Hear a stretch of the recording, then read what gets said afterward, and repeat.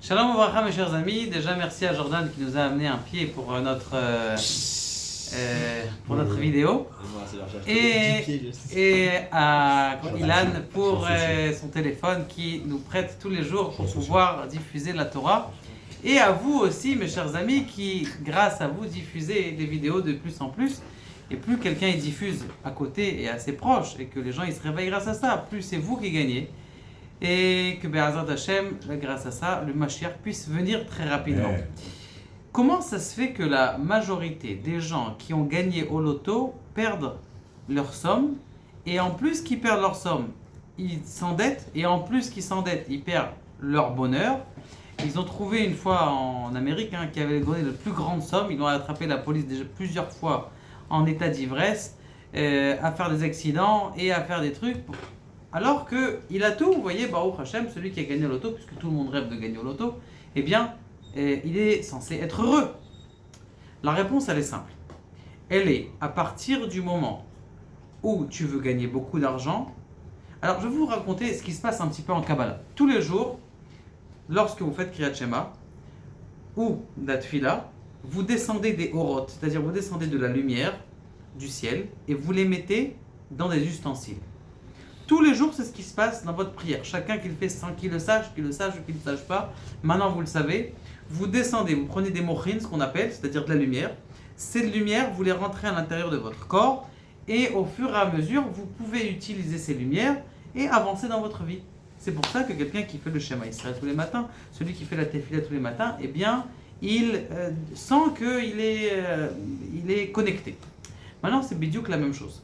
Lorsque quelqu'un il va recevoir de la lumière, mais s'il reçoit trop de lumière, qu'est-ce que ça s'appelle?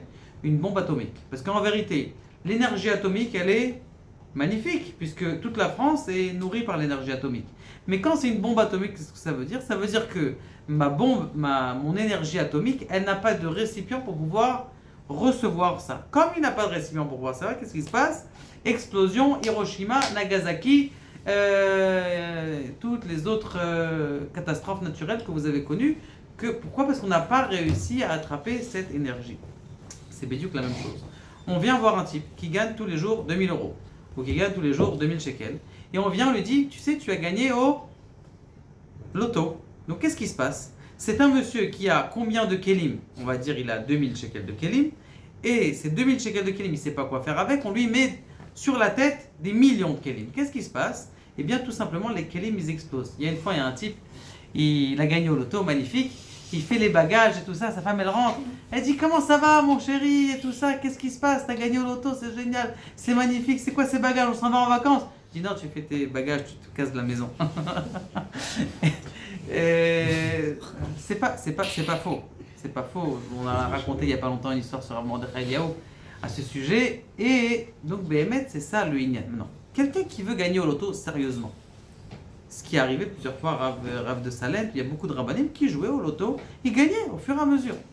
Comment ils faisaient? Tout simplement, ils avaient un projet de leur vie qui est assez grand pour dire, voilà, j'ai un kéli, j'ai préparé ma yeshiva, elle est là, mais c'est clair, c'est déjà dans les projets, il a déjà parlé avec le Rav, tout est clair.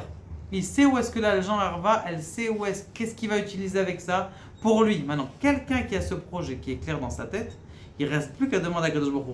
À Kadosh Baruch Hu, le Kéli, il est là.